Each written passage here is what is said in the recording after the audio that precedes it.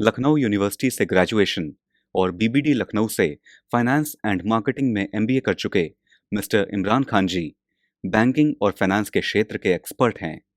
Retail branch banking में 18 सालों का तजुर्बा रखने वाले मिस्टर इमरान खान जी ने branch operations manager, loan processing, audit and operations, NRI services, investment desk, foreign exchange services आदि बहुमूल्य सेवाएं प्रदान की हैं।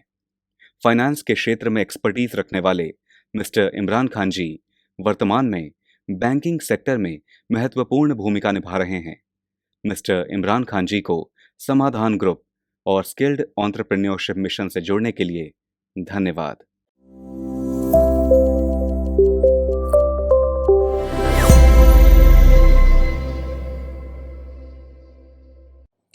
हेलो व्यूअर्स, एक बार फिर से आप सबका स्वागत है आज के हमारे इस नए एपिसोड, एक नए सेशन में। जैसा कि आप सब जानते हैं कि हमारी कोशिश रहती है कि कैसे हम अपने जो भी हमारे स्पेशली रूरल एरियाज़ में हमारे किसान हैं, हमारे इस तरह के एग्रीकल्चर ओरिएंटेड बिजनेसेस रन कर रहे हैं, रूरल इकोनॉमी को जो सपोर्ट कर रहे हैं, एग्रीकल्चरल इकोनॉमी को जो सपोर्ट कर रहे हैं या उससे डायरेक्टली जुड़े हुए हैं, ऐसे सभी साथियों के लिए, ऐसे सभी लोगों के लिए हम लोग गवर्नमेंट की जितनी भी स्कीम्स हैं उसके बारे में उनकी जानकारी आप तक पहुंचाएं। उसके साथ साथ हमारी ये भी कोशिश रहती है कि कैसे आपके सवालों को, आपकी क्वेरीज़ को, आपके जो चैलेंजेस हैं उनको भी हम जानें, समझें। और हमारी टीम लगातार इस कोशिश में रहती है कि आपको ज़रूरी ट्रेनिंग या उससे रिलेटेड किसी भी तरह की अगर कोई हेल्प, कोई मदद आपको चाहिए तो हमारी टीम आप तक पहुँचे और आपके सवालों का, आपकी समस्याओं का समाधान निकाले। इसी कड़ी में हम लोग रूरल इंडिया को एक बहुत ही ख़ास अहमियत दे रहे हैं। रूरल इंडिया के लिए जितनी भी गवर्नमेंट की स्कीम्स हैं, जो जो भारत सरकार की योजनाएं हैं, उनको हम स्टडी करते हैं, एनालाइज़ करते हैं और उसको एक आसान भाषा में एक प्रेजेंटेशन के माध्यम से, इस सेशन के माध्यम से हमारी कोशिश रहती है कि आप तक पहुंचाएं। आपको अपनी इकोनॉमी के हिसाब से, अपनी ज्योग्राफी के हिसाब से, अपने बिज़नेस के हिसाब से या जिस क्षेत्र में आप कार्य कर रहे हैं, कैसे वो राज्य सरकार या केंद्र सरकार की जो स्कीम है वो आपको आपके रोज़गार के लिए मदद कर सके। इसी कड़ी में रूरल इंडिया को ध्यान में रखते हुए आज हम जिस विषय पे बात करने जा रहे हैं वो विषय एक एग्रीकल्चर, एक फार्मर के लिए बहुत ही ज़रूरी है। जी हाँ, मैं बात करने जा रहा हूँ आज types of agricultural credits in India, यानी कि ऐसे कौन से एग्रीकल्चरल क्रेडिट्स हैं हमारे देश में जिसकी मदद से हमारे किसान भाई, हमारे फार्मर्स, जो लोग सिर्फ़ और सिर्फ खेती पे ही अपनी उनके जो निर्भरता है उसको कैसे वो एग्रीकल्चर क्रेडिट के माध्यम से उसको बढ़ा सकें। हमने देखा है कि रूरल इकोनॉमी में किसानों के साथ जो सबसे बड़ी समस्या आती है वो फ़ंड की आती है। उनके पास साधन होते हैं लेकिन फ़ंड की कमी की वजह से बहुत सारे किसान सही समय पे अपनी फ़सल को इस्तेमाल नहीं कर पाते हैं या उनके पास बीज खरीदने की समस्या होती है, खेतों में पानी पहुंचाने की समस्या है या इस तरह की बहुत सारी ऐसी समस्याएं होती हैं, ऐसे चैलेंज होते हैं जहां पे उन्हें फ़ंड्स की रिक्वायरमेंट होती है। ज़ाहिर है फ़ंड्स की रिक्वायरमेंट के लिए उनको डिपेंड होना पड़ेगा बैंक्स के ऊपर, फाइनेंशियल इंस्टीट्यूशंस के ऊपर और इस तरह के जो इंस्टीट्यूशंस हैं भारत सरकार के, जहाँ से उनको कुछ क्रेडिट्स मिल सके। हमने देखा है क्योंकि रूरल इंडिया में अभी भी बहुत सारी एक बड़ी आबादी है जो जिसके पास अवेयरनेस की कमी है, एजुकेशन की कमी है, वो बैंक के साथ उतना जुड़ नहीं पाए हैं, फाइनेंशियल सिस्टम्स के साथ बहुत ज़्यादा जुड़ नहीं पाए हैं। तो कहीं ना कहीं वो जो लोकल मनी लेंडर्स होते हैं, जो साहूकार होते हैं या बड़े जो लैंडलॉर्ड्स होते हैं, उनसे उन्हें एक बहुत ही ज़्यादा ब्याज दर पे क्रेडिट्स मिलता है, उनको पैसा मिलता है और उसकी वजह से वो हमेशा एक तरह के ट्रैप में फंसे रहते हैं क्योंकि उनके पास हमेशा एक हैवी इंटरेस्ट पेमेंट्स की समस्या बनी रहती है। इस वजह से वो कभी भी क्रेडिट्स के से बाहर ही नहीं निकल पाते। इसीलिए भारत सरकार की तरफ से कुछ एग्रीकल्चरल क्रेडिट्स शुरू किए गए किसानों की समस्याओं को देखते हुए कि कैसे उन्हें शॉर्ट टर्म, मीडियम टर्म या लॉन्ग टर्म क्रेडिट्स प्रोवाइड किए जाएं और जिससे उनके अंदर जो बैंक जाने की या बैंक से डीलिंग करने का जो एक डर था उसको कम किया जाए। बहुत सारे किसान इस वजह से बैंक नहीं जा पाते क्योंकि एजुकेशन की कमी से, अवेयरनेस की कमी की वजह से वो बैंक जाने से डरते हैं। वहाँ वो क्रेडिट मांगने से डरते हैं, उन्हें पता ही नहीं कौन कौन सी स्कीम्स हैं, कौन कौन सी योजनाएं हैं जहाँ से वो क्रेडिट्स ले सकते हैं और अपनी फाइनेंशियल रिक्वायरमेंट जो उनके एग्रीकल्चर के लिए ज़रूरी है उसको वो पूरा कर सकते हैं। तो हमारी कोशिश आज यही रहेगी कि कैसे हम आसान भाषा में ये समझा सकें कि कौन कौन से ऐसे एग्रीकल्चरल क्रेडिट्स हैं हमारे देश में जो कोई भी एक किसान अपने गांव में, अपने क्षेत्र में जो मौजूद फाइनेंशियल इंस्टीट्यूशन है, बैंक है, कोऑपरेटिव बैंक है या इस तरह की कोई भी ऑर्गेनाइजेशन है, वहाँ से इस तरह के क्रेडिट्स ले सके और उसकी जो ज़रूरत है फंड्स की उसको वो पूरा कर सकें। तो पहले समझते हैं एग्रीकल्चरल क्रेडिट्स को कि क्या ज़रूरत है, ये क्यों ज़रूरी है और कहाँ-कहाँ समस्याएं आती हैं। जो हमारे किसान भाई हैं वो कहाँ-कहाँ उनको इस तरह की प्रॉब्लम, समस्याओं को फेस करना पड़ता है। तो अगर हम बात करें, शुरुआत करें ग्रीन रेवोल्यूशन जिसको हरित क्रांति भी कहते हैं, तो वहाँ से अगर हम इसकी शुरुआत करें तो जब ये ग्रीन रेवोल्यूशन स्टार्ट हुआ या कह सकते हैं इसमें तेज़ी आई, तो वहाँ पे प्रॉब्लम आई कि कैसे जो बेसिक चीज़ें हैं जैसे सीड्स खरीदना है, बीज को खरीदना है, पेस्टिसाइड्स हैं, फर्टिलाइज़र्स हैं या उन्हें पानी की सप्लाई के लिए जो मोटर पंप्स हैं या ट्यूबवेल्स या इस तरह की सब व्यवस्था करनी है, इस तरह का इंफ्रास्ट्रक्चर करना है। खेतों में प्रोडक्टिविटी बढ़ाने के उद्देश्य से और मेहनत कम करने के उद्देश्य से ट्रैक्टर्स का इस्तेमाल होना या पानी को पूरी तरह से अच्छी तरह से उसको फैलाने के लिए पाइपलाइंस का इस्तेमाल करना। तो इस तरह के जो बेसिक इनपुट्स हैं जो किसी भी किसान के लिए जो सबसे पहली ज़रूरत है उसकी फार्मिंग की जो एक्टिविटी है, वहाँ पे इन सब में एक कॉस्ट इन्वॉल्व होती है और इसको ख़रीदने के लिए या इसी से संबंधित और जो सर्विसेज हैं जैसे ट्रैक्टर स्प्रेयर्स होते हैं या रोटर्स है या हार्वेस्टर्स हैं, इस तरह की चीज़ों को या तो ख़रीदना पड़ता था या फिर मार्केट से एक किराए पे लेके चलाना पड़ता था। तो ये एक अपने आप में एक इन्वेस्टमेंट है, कह सकते हैं एक कैपिटल की रिक्वायरमेंट है यहाँ पे। और क्योंकि ये हर चीज़ समय के साथ जुड़ी हुई है, अगर फसल का सीज़न है और उसको बीज डालने का समय है तो किसान के लिए सबसे बड़ी ज़रूरत ये है कि जिस समय उसे बीज बोने हैं उस समय उसके पास बीज खरीदने के पैसे हों। जिस समय उसको अपने खेत में ट्रैक्टर चलाना है या मिट्टी को जुताई करनी है तो उस समय उसको उस पैसे की ज़रूरत है। इसी तरह किसानों को जिस वक्त पानी की सप्लाई करनी है, इरिगेशन करना है, वहाँ पे उस समय उसको पानी की ज़रूरत है। तो जिस समय जिस चीज़ की ज़रूरत है किसान को उसी समय उस पैसे की ज़रूरत होती है और वहीं पे समस्या आती है क्योंकि ज़्यादातर किसानों को उस समय पैसा नहीं मिल पाता है या उनके पास वो पैसा या क्रेडिट के फॉर्म में उनके पास कोई भी फंड नहीं होता है। ऐसी सिचुएशन में वो हमेशा किसी लोकल मनी लेंडर, कोई साहूकार या किसी बड़े लैंडलॉर्ड से वो पैसा उधार लेते हैं जो कि बहुत ही हाई रेट ऑफ इंटरेस्ट पे होता है। और यहाँ तक कि हमने देखा कि बहुत ही ऐसे अनफॉर्चुनेट इंसिडेंट्स आए जहाँ पे किसानों ने सिर्फ कर्ज़ की वजह से ही आत्महत्या करी या इस तरह के जो बहुत ही ख़तरनाक कदम हैं उनको उठाने पड़े। यहाँ पे बहुत ज़रूरत है ऐसे समय पे उसको सही क्रेडिट पहुँचाने की। अगर हम एग्रीकल्चर क्रेडिट की बात करें हमारे देश में तो यहाँ पे जो इसका कंपाउंडेड एनुअल ग्रोथ रेट है वो 13.6% का है, जो कि जिसमें एक इंक्रीज़ देखने को मिला है और ये बढ़ा है जो कि 4,468 बिलियन से 8,453 बिलियन तक बढ़ा है। जी हाँ, 2010-11 के आंकड़े अगर देखें तो ये 4,468 बिलियन इसका जो टोटल क्रेडिट था वो था, जबकि ये 2014-15 में जो ये आंकड़ा है ये 8,453 बिलियन रुपए का पहुंचा है। तो यानी कि एग्रीकल्चर क्रेडिट के जो ग्रोथ रेट है उसमें भी इजाफा हुआ है। एक अच्छा अमाउंट ऑलमोस्ट डबल हो गया है।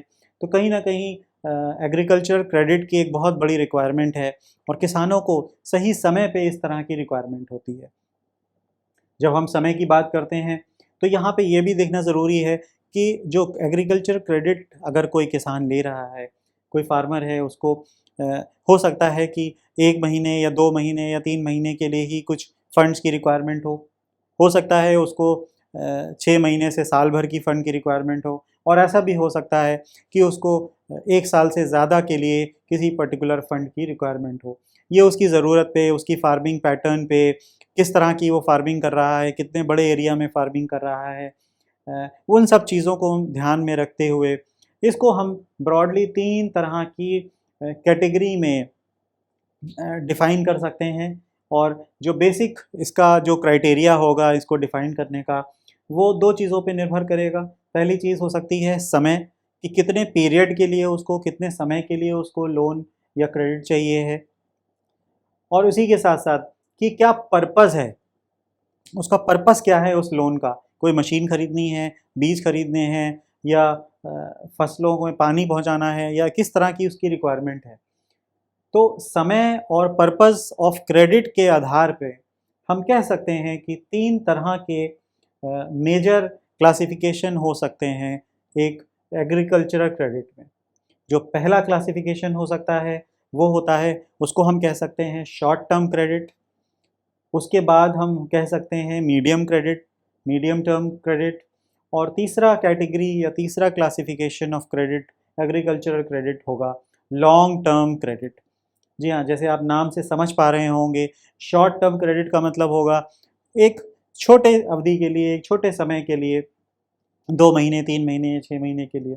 इसी तरह मीडियम टर्म क्रेडिट हो सकता है 6 महीने से 1 साल, इस तरह के टाइम के हिसाब से या उसकी पर्पस के हिसाब से भी हो सकता है। और तीसरा, जैसा नाम से ज़ाहिर है, एक लॉन्ग टर्म क्रेडिट, एक लंबी अवधि के लिए उसको क्रेडिट चाहिए, वो जनरली 1 साल से ज़्यादा हो सकता है, 2 साल या 3 साल का भी हो सकता है। तो डिपेंड करेगा वो किस तरह का एग्रीकल्चर कर रहा है, किस तरह की उसकी रिक्वायरमेंट है।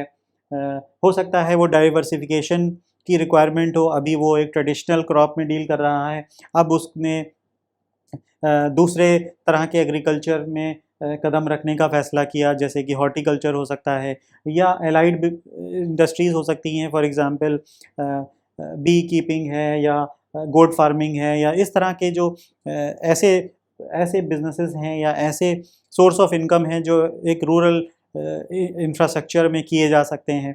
तो हो सकता है किसान को इस तरह की किसी रिक्वायरमेंट हो, तो वहाँ पे हम डिफ़ाइन करेंगे कि किस तरह का एग्रीकल्चर क्रेडिट होगा। वो शॉर्ट टर्म हो सकता है, मीडियम टर्म हो सकता है, या लॉन्ग टर्म एग्रीकल्चर क्रेडिट में हम उसे क्लासिफाई कर सकते हैं।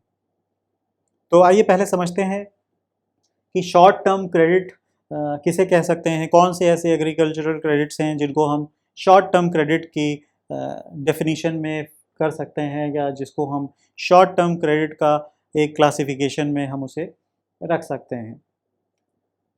तो अगर हम शॉर्ट टर्म क्रेडिट्स की बात करें कि कौन-कौन सी ऐसी नीड्स हैं, ऐसी ज़रूरतें हैं जो हमारे इंडियन फार्मर्स हैं, तो उनको कौन सी ऐसी ज़रूरतें हैं जहाँ पे हम शॉर्ट टर्म के लिए उन्हें पैसा चाहिए होगा।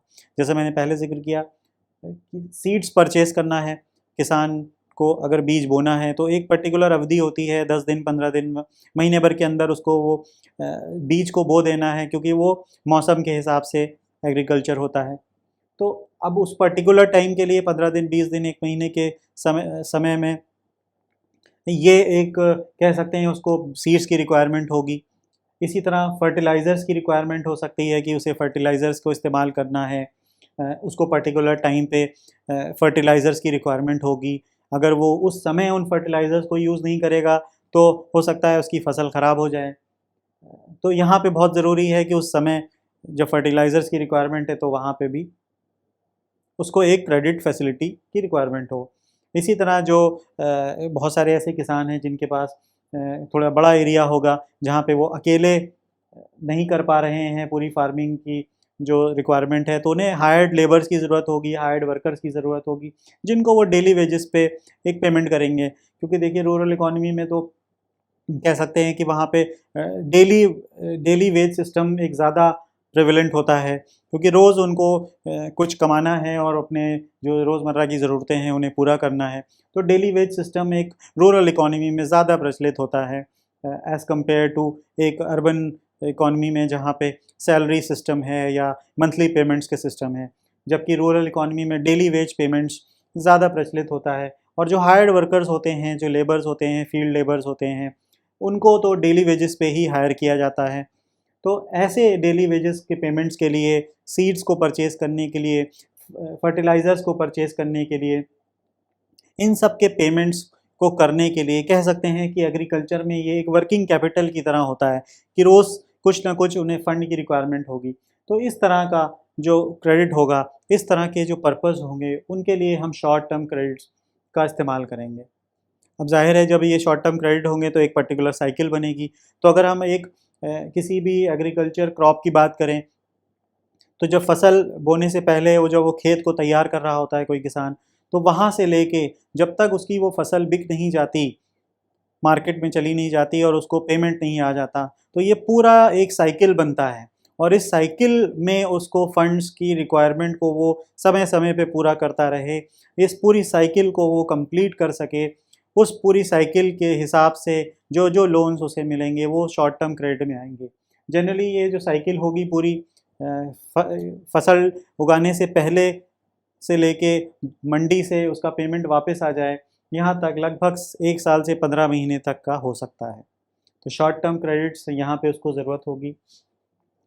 इस तरह के जो लोन्स होते हैं वो जनरली जो उनका रीपेमेंट होता है, जो किसान होता है, वो उनको तभी रीपे कर पाता है जब वो अपनी फसल को बेचता है, फसल काटने के बाद वो उनको मंडी में या किसी दूसरे बाज़ार में जाके सेल करता है, बेचता है, और वहाँ से फिर उसको उसका जो दाम है वो मिलता है, वो पेमेंट मिलती है, और फिर उसके बाद ही इस तरह के लोन की वो भरपाई कर पाता है।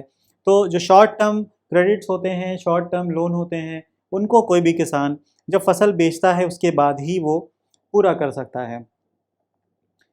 यहाँ पे ये ध्यान करने वाली बात है कि जो शॉर्ट टर्म लोन के इस तरह के जो शॉर्ट टर्म क्रेडिट्स हैं, शॉर्ट टर्म लोन हैं, उनका जो अगर हम प्रोपोर्शन निकालें लॉन्ग टर्म लोन से, तो कहीं ज़्यादा होता है। क्योंकि ये ऐसे लोन्स होते हैं, ऐसे क्रेडिट्स होते हैं जो बार-बार उनको रिक्वायरमेंट होगी। तो ज़ाहिर है इनका जो प्रोपोर्शन होगा दूसरे लॉन्ग टर्म क्रेडिट्स पे वो कहीं ज़्यादा होगा। तो शॉर्ट टर्म जो क्रेडिट्स हैं वो ज़्यादा इम्पोर्टेंट हो जाते हैं लॉन्ग टर्म क्रेडिट्स के ऊपर, क्योंकि अगर फसल उगाना है और समय-समय पे फंड्स की रिक्वायरमेंट है, तो शॉर्ट टर्म क्रेडिट्स कहीं न कहीं उसको पूरा सपोर्ट करते हैं। और जितनी भी जो मैंने साइकिल एक बताई, जो 1 साल से 15 महीने तक की हो सकती है, किसी भी फार्मर के लिए वो बहुत इम्पोर्टेंट होता है कि उसके पास हर समय कुछ ना कुछ रिक्वायरमेंट के हिसाब से उसकी जो शॉर्ट टर्म कैपिटल की नीड्स हैं वो पूरी हो सकें। अगर हम शॉर्ट टर्म क्रेडिट लोन्स की बात करें, यहाँ पे भी हमने इंक्रीज़ देखा है, बढ़त देखी है शॉर्ट टर्म लोन्स की, शॉर्ट टर्म क्रेडिट्स की एक बहुत ज़्यादा डिमांड हुई है। और अगर हम 2010 से 2014 तक के आंकड़े देखें, तो इसमें भी जो कंपाउंडेड एनुअल ग्रोथ रेट है, जिसको CAGR बोलते हैं, वो लगभग 14.77% है। तो ये शॉर्ट टर्म क्रेडिट के बाद अब हम समझते हैं कि मीडियम टर्म क्रेडिट क्या हो सकता है। जैसे हमने अभी समझा कि लगभग जो एक टेन्योर होता है, एक साइकिल होती है जो कि 15 महीने के आसपास हो सकती है। किसान अपनी ज़मीन को तैयार करता है, उसमें बीज बोता है, उसमें तरह-तरह के फर्टिलाइज़र्स या पानी की रिक्वायरमेंट, इस तरह की जो रिक्वायरमेंट्स होती हैं उनको पूरा करता है। फिर फसल को तैयार करता है, उसको फिर उनकी हार्वेस्टिंग होती है, पोस्ट हार्वेस्ट मैनेजमेंट आता है वहाँ पे। फिर उन फसल को पहुँचाना है, मंडियों में पहुँचाना है, और फिर वापस उसका पेमेंट आता है। तो ये सारा पूरा जो एक ओवरऑल साइकिल है, अगर हम बात करें एक इंडियन फार्मर की, तो जनरली 2 या 3 फसलें वो उगा रहा होता है। तो लगभग 1 से डेढ़ साल का उसका पूरा एक साइकिल बनता है, जिसमें उसका रोटेशन ऑफ फंड्स हो पाता है। और उस रोटेशन ऑफ फंड्स को पूरा करने के लिए उसको शॉर्ट टर्म क्रेडिट की रिक्वायरमेंट होती है, शॉर्ट टर्म फंड्स की रिक्वायरमेंट होती है। अ, अब क्योंकि वो एक कह सकते हैं कि शॉर्ट टर्म जो क्रेडिट होता है वो उसकी जो वर्किंग कैपिटल है उसकी ज़रूरत को पूरा कर रहा होता है। और जनरली हमने देखा कि जो किसान होते हैं उनके साथ क्योंकि बहुत सारा एक नेचुरल डिपेंडेंसी भी होती है, कहीं बारिश की ज़्यादा होना या कम होना या इस तरह की कोई और फसल में कोई प्रॉब्लम आ जाना, तो अक्सर हमने देखा कि किसानों को नुकसान भी होता है। जो उनकी एक्सपेक्टेशंस होती हैं, उनकी फसल से जो उनको इनकम की जो एक्सपेक्टेशंस होती हैं, ज़ाहिर है एक फार्मर के लिए कोई फिक्स्ड इनकम तो नहीं होती, ना ही वो कोई भी प्रेडिक्ट कर सकता है कि इस साल इस किसान को कितनी इनकम होगी। बहुत सारे नेचुरल फैक्टर्स होते हैं, बहुत सारे माइक्रो और मैक्रो फैक्टर्स होते हैं जो उसकी एग्रीकल्चरल साइकिल को इफ़ेक्ट करता है। तो ज़ाहिर है वो किसान अपनी जो साल के आखिर में जो उसकी इनकम होगी, या कह सकते हैं एक बिज़नेस पॉइंट ऑफ व्यू से अगर हम बात कहें कि कैसे वो साल में के आखिर में वो क्या प्रॉफ़िट उसने जनरेट करा, वो प्रेडिक्ट नहीं कर सकता। और वो हमेशा डिपेंड रहता है बहुत सारे ऐसे फैक्टर्स को जो कि उसके कंट्रोल में नहीं है। नेचुरल फैक्टर्स एक इसमें हो सकते हैं, आपके जोग्राफिकल फैक्टर्स हो सकते हैं, जो रेट का घटना बढ़ना डिमांड एंड सप्लाई से संबंधित हो सकता है, या कोई गवर्नमेंट की पॉलिसी या इस तरह के जो फैक्टर्स होते हैं, ये सारे ही फैक्टर्स एक किसान के कंट्रोल के बाहर होते हैं। तो उन सब को वो प्रेडिक्ट नहीं कर सकता। तो अगर इन शॉर्ट टर्म क्रेडिट की बात करें तो वो तो उसकी एक जो रोज़मर्रा की जो वर्किंग कैपिटल है उसको पूरा करने में ही यूटिलाइज हो जाता है। अगर हम मीडियम टर्म क्रेडिट की बात करें तो जब एक किसान फसल को उगा रहा होता है और उसी के साथ साथ उसको ऐसी भी ज़रूरत आती है कि अब वो कुछ ऐसा भी income sources of income generate करे जहाँ पे वो 2 साल 3 साल 4 साल के बाद एक रोटेशन तैयार कर सके और कहीं न कहीं वो अपनी इनकम को बढ़ा सके या अपने जो फार्मिंग का जो उसका पैटर्न है उसको डाइवर्सिफ़ाई कर सके। जैसे मैंने पहले बताया कि हो सकता है कोई किसान जो ट्रेडिशनल फार्मिंग करता आ रहा है, अब उसको ट्रेनिंग मिली या उसके अंदर एक उत्साह आया, एक मोटिवेशन आया और उसने सोचा कि अब मैं हॉर्टिकल्चर में भी साथ-साथ उसको लेके चल सकता हूँ, या मैं हो सकता है कोई ऐसी रिक्वायरमेंट पूरी कर लूँ अपनी, जैसे कोई कैटल परचेज़ करना है।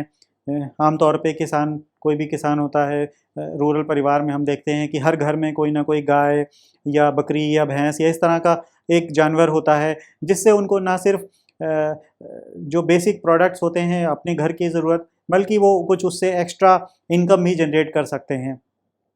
तो ऐसे कैटल परचेज़ करके या इस तरह की डाइवर्सिफ़ाइड फार्मिंग या इस तरह की एलाइड एक्टिविटीज़ करके वो अपनी इनकम को बढ़ा सकता है।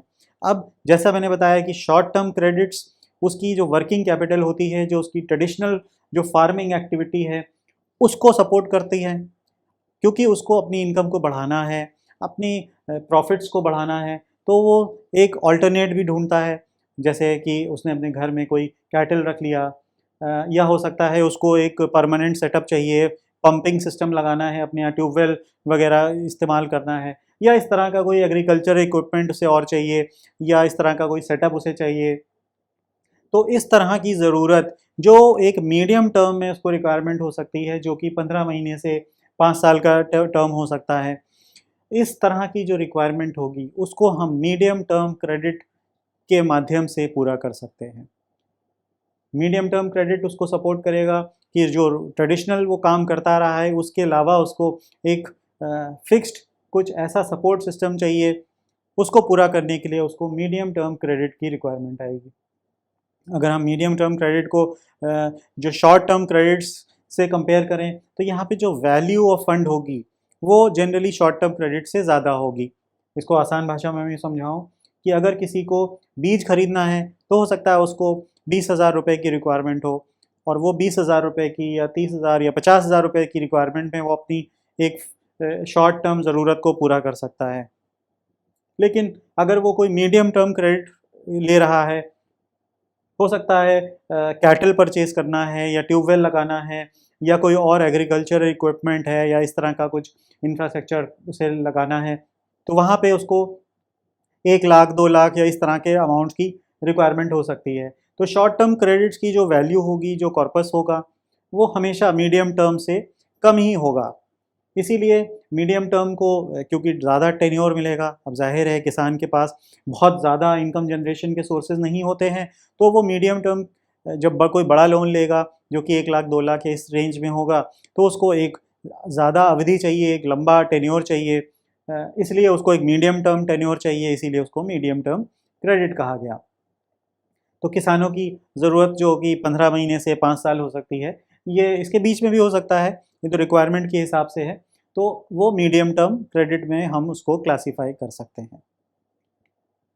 इसी तरह अब हम समझते हैं कि लॉन्ग टर्म क्रेडिट्स क्या होते हैं, और ये बहुत ज़रूरी है लॉन्ग टर्म क्रेडिट्स को समझना। देखिए, अभी हम लोगों ने जिस तरह से हम समझाने की कोशिश कर रहे हैं आप कि जो शॉर्ट टर्म है, मीडियम टर्म है, लॉन्ग टर्म है, तो इसको आप सिर्फ एक सोर्स ऑफ फंड की तरह ना देखें।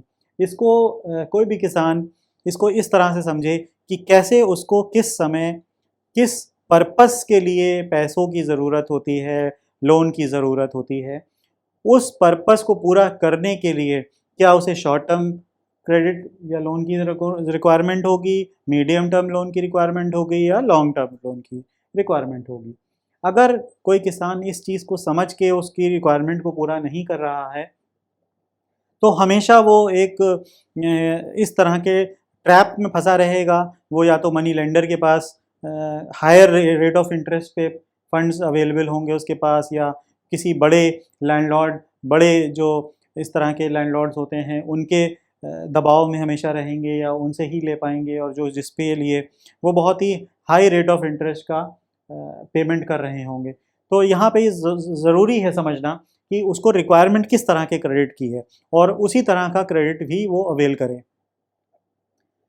तो अगर हम लॉन्ग टर्म कैपिटल या लॉन्ग टर्म क्रेडिट्स की रिक्वायरमेंट की बात करें, तो मुख्यतः ये जनरली होते क्या है कि 5 साल से ऊपर की ऐसी ज़रूरतें जहाँ पे जिसको वो 5 साल या उससे ज़्यादा की अवधि में वो उसको रीपे कर सकें, या उस लोन को वो चुका सकें। अब जाहिर है, जब कोई बड़ा लोन होगा तो उसको चुकाने के लिए भी एक बड़ी अवधि चाहिए होगी।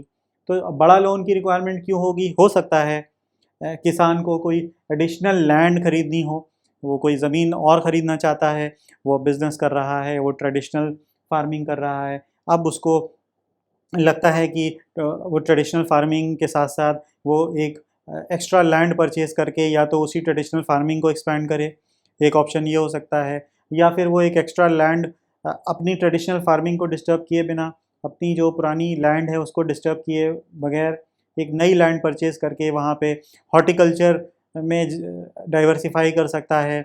वहाँ पे कोई गोट फार्मिंग या पोल्ट्री फार्मिंग, इस तरह के किसी एक्टिविटी को कर सकता है। तो उसको परचेज़ करने के लिए एडिशनल लैंड को परचेज़ करना है, या इस तरह की अगर कोई रिक्वायरमेंट है, लाइक वहाँ पे किसी कुएँ की ज़रूरत है, या हॉर्टिकल्चर एक्टिविटीज़ की ज़रूरत है, रिक्लेमेशन ऑफ लैंड की रिक्वायरमेंट है। तो ये जो इस तरह की रिक्वायरमेंट है जो मुख्यतः इंफ्रास्ट्रक्चर से रिलेटेड होंगी, क्योंकि इनमें अमाउंट ज़्यादा होगा, एक बड़ा टिकट साइज़ होगा, जो लोन का अमाउंट होगा वो एक बड़े अमाउंट का होगा, और उसको रीपे करने के लिए भी किसान को एक लंबी अवधि चाहिए होगी, जो कि 5 साल या उससे ऊपर का होना ज़रूरी है। तो इस तरह की एक्टिविटीज़ के लिए जो लोन लिया जाएगा उसको हम लॉन्ग टर्म क्रेडिट कहेंगे, 5 साल या उससे ऊपर के। तो भारत सरकार की ऐसी बहुत सारी योजनाएँ हैं, बहुत सारी स्कीम्स हैं जो शॉर्ट टर्म, मीडियम टर्म या लॉन्ग टर्म क्रेडिट्स की तरफ केंद्रित हैं। अभी हम आगे ये देखेंगे कि कौन-कौन सी ऐसी स्कीम्स हैं, 2-3 स्कीम्स के बारे में हम बात करेंगे।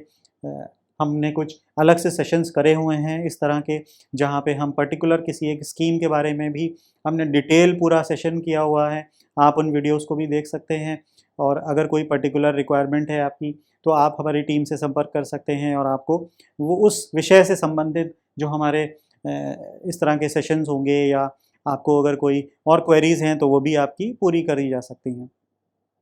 तो यहाँ पे इस तरह के जो लॉन्ग टर्म क्रेडिट्स होंगे 5 साल या उससे ज़्यादा के, जो क्रेडिट की रिक्वायरमेंट्स होगी उसको हम लॉन्ग टर्म क्रेडिट के में क्लासीफाई कर सकते हैं।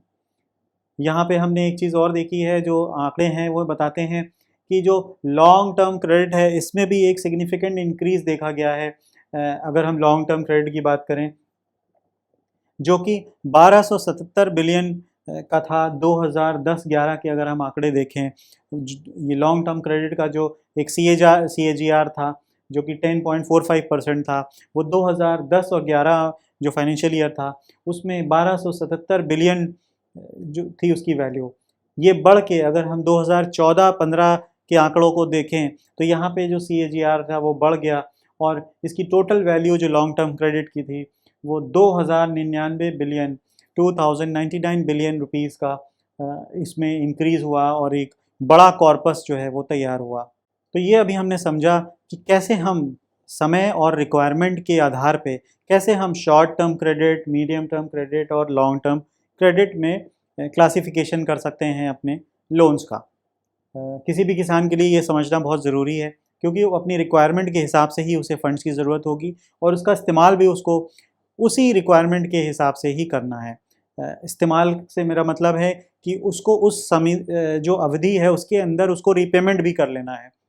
कहने का मतलब है अगर कोई शॉर्ट टर्म क्रेडिट की रिक्वायरमेंट है लेकिन उसको रीपेमेंट वो कर रहा है मीडियम टर्म क्रेडिट की तरह, यानी कि एक लंबी अवधि में उसको रीपे कर रहा है, तो वो कहीं ना कहीं एक मिसमैच होगा। इसी तरह जो मीडियम टर्म क्रेडिट्स हैं उनकी जो अवधि है उससे ज़्यादा टाइम ले रहा है उसका रीपेमेंट में, तो भी एक गड़बड़ हो जाएगी, उसको दिक्कत होगी, उसको हमेशा समस्याओं का सामना करना पड़ेगा और उसको नेक्स्ट क्रेडिट जो मिलना होगा वो उसमें समस्याएं आएंगी। तो यहाँ पे बहुत ज़रूरी है किसानों के लिए कि वो ये चीज़ का ध्यान रखें कि जिस तरह की रिक्वायरमेंट है, जिस टर्म के लिए उसको रिक्वायरमेंट है, उसी टर्म में उसको रीपेमेंट भी करना है। तो मैं समझता हूँ ये तीनों क्लासिफिकेशन का समझना बहुत ज़रूरी था।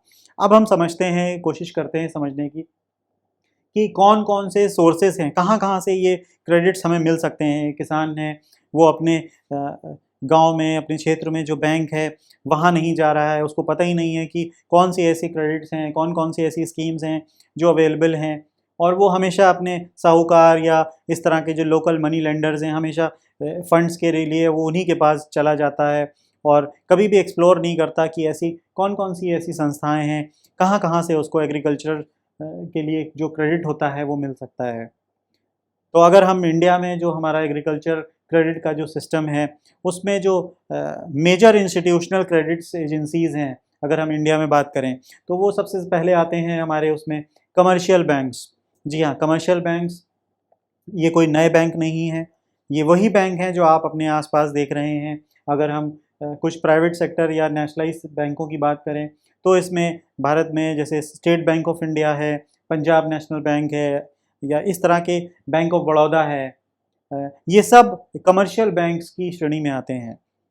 कमर्शियल बैंक्स वही बैंक्स हैं जो आपके क्षेत्र में पाए जा रहे हैं और जिनका नेटवर्क पूरे देश में है, ये कमर्शियल बैंक्स की श्रेणी में आते हैं। आप इन बैंक्स में अप्रोच कर सकते हैं और वहाँ जो स्कीम्स हैं उनके बारे में जानकारी हासिल कर सकते हैं।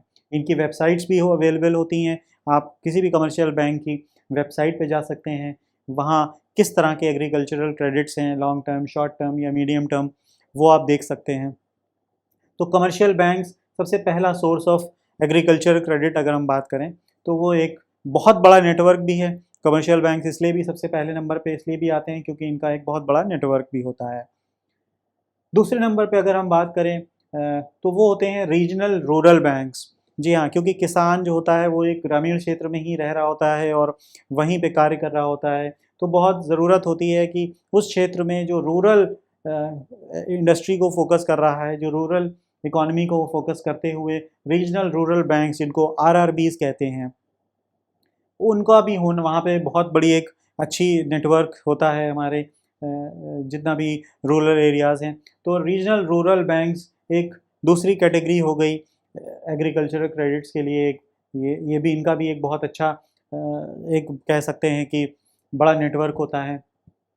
और ये जो रीजनल रूरल बैंक्स होते हैं ये बेसिकली जो शेड्यूल्ड कमर्शियल बैंक्स होते हैं या जो स्टेट गवर्नमेंट्स होती हैं इनके द्वारा स्पॉन्सर्ड होते हैं। तो कह सकते हैं ये एक तरह का सरकार द्वारा ही एक तरह से स्पॉन्सर्ड होते हैं और इनको हम प्राइवेट की श्रेणी में नहीं रखते हैं।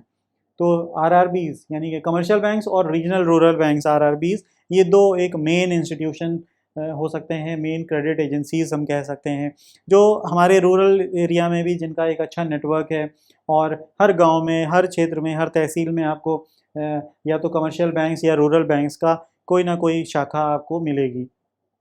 जो रिजर्व बैंक ऑफ इंडिया का जो फाइनेंशियल इंक्लूजन का जो एक कॉन्सेप्ट था वो इसी पे आधारित था कि हर गांव में हर व्यक्ति का एक बैंक अकाउंट हो, वो किसी ना किसी तरह से हमारे बैंकिंग सिस्टम से जुड़ा हुआ हो, ताकि बैंकिंग का जो क्रेडिट की जो फैसिलिटी है वो उस तक पहुंच सके और वो उसके बारे में जानकारी हासिल कर सके। इसी के साथ साथ एक बहुत बड़ा नेटवर्क होता है जो कि कोऑपरेटिव बैंक्स का होता है। जो कोऑपरेटिव बैंक्स होते हैं ये भी हमने देखा कि रूरल और अर्बन दो कैटेगरी में पाए जाते हैं। तो जो रूरल कोऑपरेटिव्स होते हैं या जो अर्बन कोऑपरेटिव्स होते हैं वो दोनों ही इस तरह के क्रेडिट्स की फैसिलिटी प्रोवाइड कर रहे होते हैं, इस तरह की क्रेडिट सर्विसेज दे रहे होते हैं। तो कोऑपरेटिव बैंक्स भी क्योंकि एक पर्टिकुलर एरिया में इनका अच्छा प्रेजेंस होता है, तो उनको वहाँ के जो लोकल लेवल की जो इकॉनमी है उसके बारे में अच्छी पता होता है। तो कोऑपरेटिव बैंक्स भी एक अच्छा माध्यम होते हैं इस तरह का एग्रीकल्चर क्रेडिट देने के लिए। तो अगर हम इसको एक ऑर्डर में समझें तो जितने भी शेड्यूल कमर्शियल बैंक्स हो गए वो, इसके साथ साथ रीजनल रूरल बैंक्स यानी कि आपके जो ग्रामीण बैंक जिनको हम कहते हैं, और जो कोऑपरेटिव बैंक्स होते हैं। तो ये तीनों एजेंसीज या तीनों तरह के जो बैंक हैं, ये जितने भी एग्रीकल्चरल क्रेडिट्स हैं, चाहे वो शॉर्ट टर्म हो, मीडियम टर्म हो या लॉन्ग टर्म हो, ये तीनों ही तरह के जो बैंक्स हैं ये इस तरह की शॉर्ट टर्म, मीडियम टर्म या लॉन्ग टर्म क्रेडिट्स प्रोवाइड करते हैं। तो आप इनमें अप्रोच कर सकते हैं, इनके बारे में जान सकते हैं, वहाँ पे विज़िट करके उनसे पता कर सकते हैं। जो रूरल कोऑपरेटिव बैंक्स होते हैं वो बेसिकली टाइम पीरियड के हिसाब से भी वो लोन्स प्रोवाइड करते हैं। तो जो रीजनल जो कोऑपरेटिव बैंक्स हैं उनके पास समय के हिसाब से शॉर्ट टर्म, मीडियम टर्म या लॉन्ग टर्म लोन्स भी हो सकते हैं। इसी तरह शॉर्ट टर्म स्ट्रक्चर की अगर हम बात करें लोन्स में, जो कि स्टेट कोऑपरेटिव बैंक्स द्वारा या फिर डिस्ट्रिक्ट सेंट्रल कोऑपरेटिव बैंक जिनको हम डीसीसीबी बोलते हैं, या primary agricultural credit societies PACS, इनके माध्यम से भी प्रोवाइड किए जाते हैं। तो शॉर्ट टर्म जो लोन्स होते हैं वो हम इन एजेंसीज़ के माध्यम से भी ले सकते हैं। तो यहाँ पे स्टेट कोऑपरेटिव बैंक्स का भी एक अच्छा योगदान आता है। डिस्ट्रिक्ट सेंट्रल कोऑपरेटिव बैंक्स, इनका भी एक एग्रीकल्चर क्रेडिट्स में एक अच्छा योगदान होता है। और प्राइमरी एग्रीकल्चर क्रेडिट सोसाइटीज़ जो होती हैं ये भी एक अच्छा योगदान करती हैं इस तरह के क्रेडिट फैसिलिटीज़ को प्रोवाइड करने में। ये इसलिए भी ज़रूरी होती है क्योंकि हमारे देश में एक बहुत बड़ा कह सकते हैं जोग्राफिकली इतना वास्ट है, इतना बड़ा है, और वहाँ पे जो बैंकिंग नेटवर्क है उसको इस्टेब्लिश करने में इन सब की एक अहम भूमिका होती है। तो इन एजेंसीज़ के माध्यम से भी शॉर्ट टर्म क्रेडिट्स भी प्रोवाइड किए जाते हैं। अगर हम लॉन्ग टर्म स्ट्रक्चर की बात करें, ऐसे लोन्स जो लॉन्ग टर्म के लिए दिए जाते हैं उनमें भी स्टेट कोऑपरेटिव एग्रीकल्चर या रूरल जो ऑर्गेनाइजेशंस होती हैं, रूरल बैंक्स जिनको बोलते हैं, या फिर primary agriculture and rural development banks, वो भी इसमें एक long term structures of loans provide करते हैं। लॉन्ग टर्म, क्योंकि लॉन्ग टर्म का जनरली अमाउंट जो होता है वो बड़ा होता है। वो ज़मीन खरीदने के लिए हो सकता है, कोई बड़ा इंफ्रास्ट्रक्चर डेवलप करने के लिए हो सकता है, कोई बड़ा प्रोजेक्ट इस्टेब्लिश करने के लिए हो सकता है। तो जाहिर है जब कोई एक बड़ा अमाउंट आप loan as a credit facility ले रहे हैं तो उसको रीपेमेंट करने के लिए भी आपको एक अच्छा, एक बड़ी समय चाहिए होगा, एक लॉन्ग टर्म टेन्योर चाहिए होगा ताकि उसको आप आसानी के साथ रीपेमेंट कर सकें। तो ऐसे लोन्स लॉन्ग टर्म इस तरह की एजेंसीज़ के माध्यम से, इस तरह की जो गवर्नमेंट इंस्टीट्यूशंस हैं उनके माध्यम से दिए जाते हैं। अब हम समझते हैं कि कौन से गवर्नमेंट के स्टेप्स हैं, किस तरह के फैसिलिटीज़ प्रोवाइड की जा रही हैं, कौन-कौन से एग्रीकल्चरल क्रेडिट्स हैं जो फार्मर्स को दिए जा रहे हैं। तो एक जो सबसे पहला नाम आता है, जो हर किसान जिसके बारे में बात करता है और जिसको यूज़ कर चुका होता है, तो कहीं न कहीं किसान क्रेडिट कार्ड, जी हाँ, किसान क्रेडिट कार्ड एक बहुत ही कॉमन नाम है, एक बहुत ही कह सकते हैं कि सामान्य सा एक ऐसा क्रेडिट सिस्टम है जो हर गांव में, हर क्षेत्र में अवेलेबल है। और भारत में किसान क्रेडिट कार्ड के माध्यम से बहुत सारे किसान इसका लाभ उठाते हैं, अपनी शॉर्ट टर्म रिक्वायरमेंट्स को पूरा करते हैं। और ये पहला कह सकते हैं कि एक शॉर्ट टर्म का एक बहुत ही अच्छा एक फॉर्मल क्रेडिट सिस्टम है। अगर हम किसान क्रेडिट कार्ड की बात करें तो ये लॉन्च हुआ था 1998-99 में। और इसका जो मुख्य उद्देश्य था वो ये था कि कैसे किसानों को जो एक शॉर्ट टर्म क्रेडिट चाहिए होता है, वो अभी तक वो ले रहे होते थे साहूकारों से या मनी लेंडर से, लेकिन वो कोई फॉर्मल व्यवस्था में नहीं था। एक फॉर्मल उसका एक इंफ्रास्ट्रक्चर नहीं था, एक फॉर्मल सिस्टम नहीं था क्रेडिट का। और उस वजह से वो कि ऐसे किसान मनी लेंडर्स के या साहूकार के या बड़े लैंडलॉर्ड्स के एक तरह से कह सकते हैं चंगुल में फंसे रहते थे और उनको बहुत ही हैवी इंटरेस्ट पे करने पड़ते थे। इसी समस्या को दूर करने के लिए भारत सरकार द्वारा 1998 में किसान क्रेडिट कार्ड लॉन्च किया गया, और जो कि एक फॉर्मल क्रेडिट सिस्टम है फार्मर्स के लिए, ताकि उनको जो शॉर्ट टर्म उनकी रिक्वायरमेंट है उसको पूरा किया जा सके।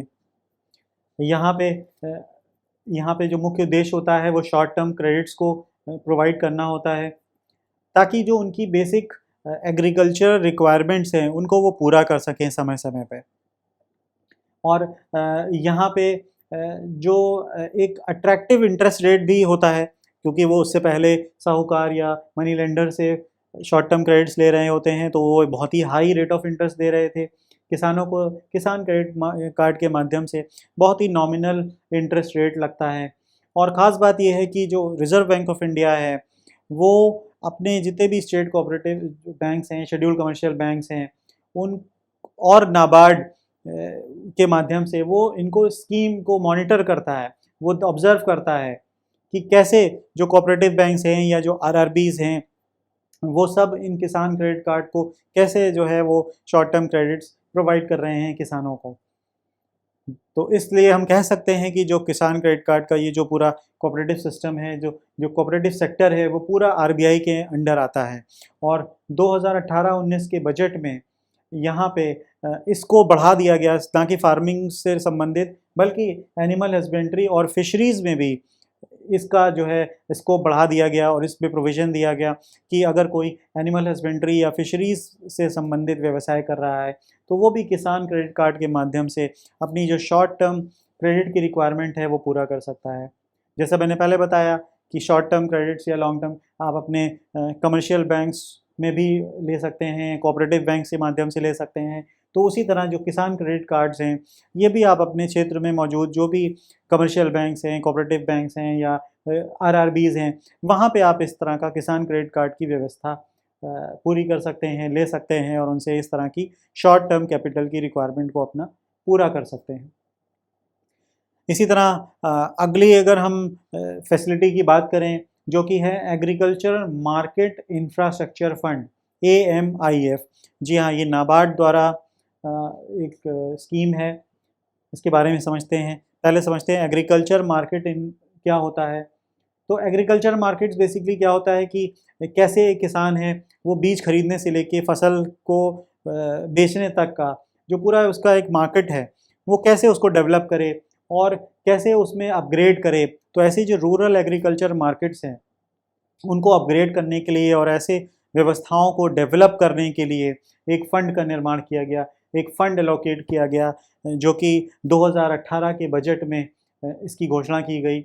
और इसका जो उद्देश्य था वो ये था कि कैसे ऐसे जो इंफ्रास्ट्रक्चर से संबंधित जो ग्रामीण एग्रीकल्चर मार्केट्स हैं जो कि लगभग 22,000 उसमें मौजूद हैं, और 585 जो एग्रीकल्चर प्रोमोटर्स हैं, यानी कि दो टोटल जो इसका था वो 2018 के बजट में 22,000 ग्रामीण एग्रीकल्चर मार्केट्स और 585 APMCs को डेवलप करना और उनको अपग्रेड करने का उद्देश्य था। अभी अगर हम आज की बात करें तो जो इस तरह के ग्रामीण एग्रीकल्चर मार्केट्स हैं वो मनरेगा फंड्स के माध्यम से इनको जो है वो फंड किया जा रहा है, क्योंकि ये स्कीम एक डिमांड ड्रिवन स्कीम है। जिस तरह से डिमांड आती है उस तरह से इसको जो है इम्प्लीमेंट किया जाता है।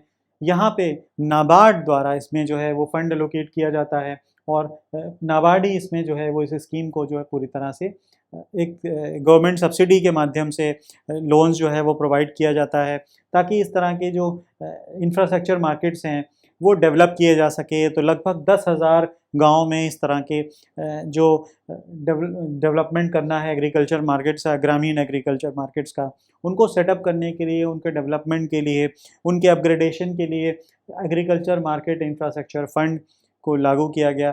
तो ये भी एक तरह से कह सकते हैं कि एक मीडियम से लॉन्ग टर्म एग्रीकल्चर क्रेडिट है, जो कि एक पूरा इंफ्रास्ट्रक्चर को डेवलप करने की बात करता है।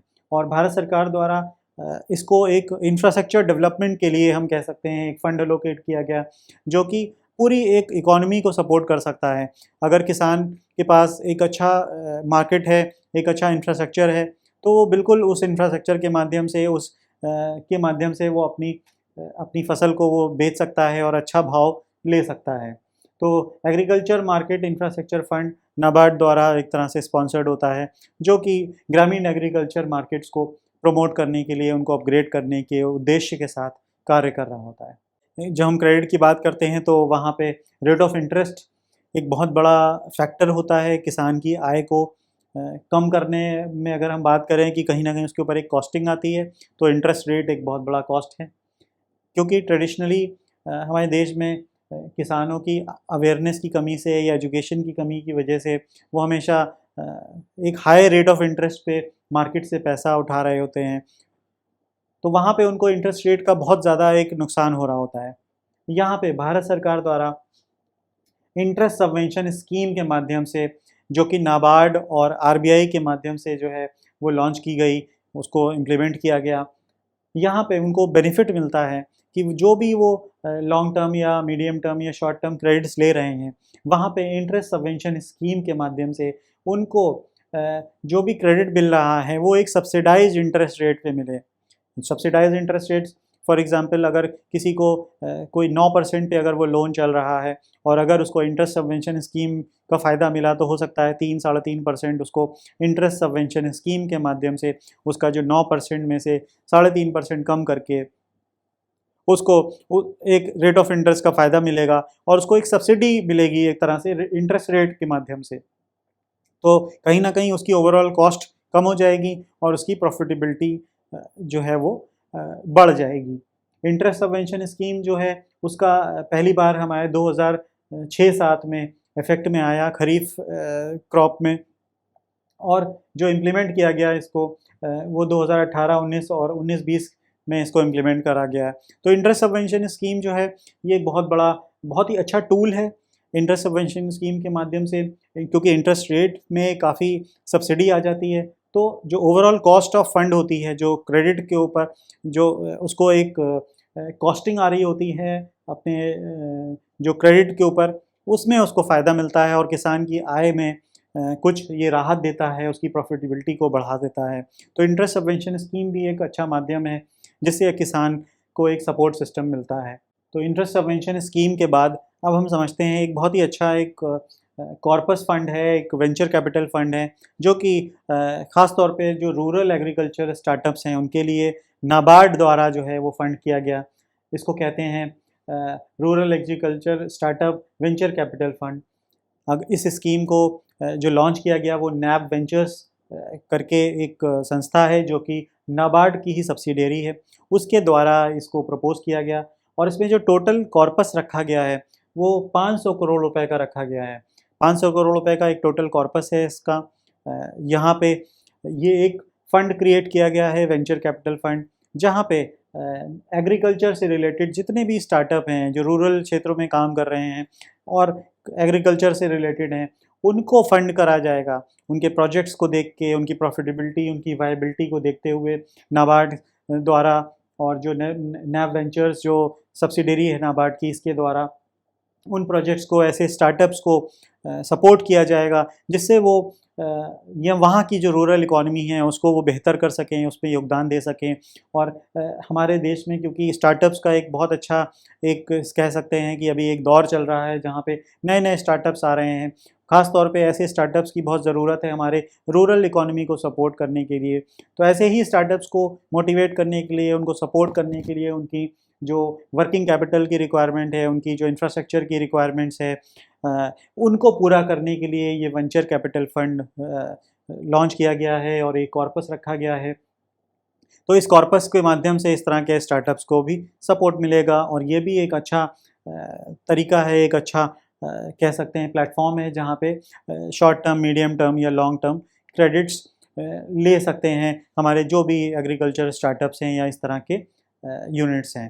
तो इस स्कीम के माध्यम से, इस सेशन के माध्यम से हमने यही जानने की कोशिश करी कि कैसे हम अपने जो क्रेडिट्स हैं उनको कैसे डिवाइड कर सकते हैं शॉर्ट टर्म, मीडियम टर्म या लॉन्ग टर्म में, और उन अपनी ज़रूरत और जो समय है उसका रीपेमेंट का, उसके आधार पे इनको क्लासिफाई कर सकते हैं। कुछ स्कीम्स के बारे में मैंने अभी आपको बताया।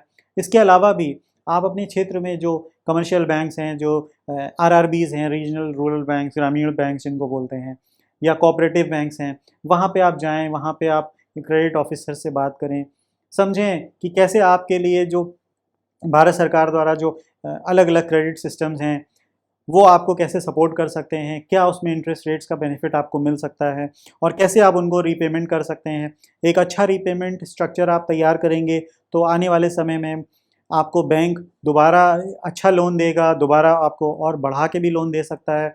तो यहाँ पे बहुत ज़रूरी है कि आप जो रिक्वायरमेंट है उतना ही लोन लें और उसको समय पे आप रीपे करें, ताकि आप जब दोबारा आपको रिक्वायरमेंट हो फंड की तो बैंक आपको फिर से आसानी के साथ आपकी जो ज़रूरत के हिसाब से आपको क्रेडिट फैसिलिटी प्रोवाइड कर सके। तो मैं उम्मीद करता हूँ कि हमारे जितने भी एग्रीकल्चर से रिलेटेड, चाहे वो स्टार्टअप्स हों या फार्मर्स हों जो कि ट्रेडिशनल फार्मिंग कर रहे हैं या कुछ नया करना चाहते हैं, हॉर्टिकल्चर या फिशरीज़ या एनिमल हस्बेंड्री या इस तरह की कोई भी डाइवर्सिफिकेशन करना चाहते हैं, उनको इस सेशन से कुछ लाभ होगा और वो ज़रूर इस बारे में सोचेंगे कि कैसे अपनी क्रेडिट सिस्टम को इम्प्रूव करें, क्रेडिट्स की रिक्वायरमेंट्स को बेहतर तरीके से मैनेज करें और अपनी इनकम को बढ़ा सकें, ताकि उनके पास जो उनकी सोर्स ऑफ इनकम है वो बढ़ सके, उनकी प्रॉफिटेबिलिटी बढ़ सके और वो एक अच्छा रूरल क्षेत्र में रहते हुए भी कि अपनी फार्मिंग के साथ साथ भी वो अपना एक अच्छा कह सकते हैं अपनी लाइफ साइकिल को अच्छे से मैनेज कर सकें।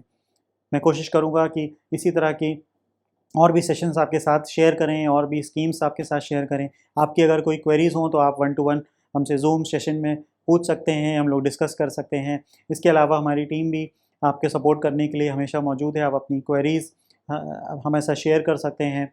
हमारी कोशिश रहेगी कि आप तक ज़रूरी जानकारी पहुंचाई जाए और आपकी जो रिक्वायरमेंट्स हैं उसको पूरा किया जाए। अगले सेशन में फिर मुलाकात होगी। धन्यवाद।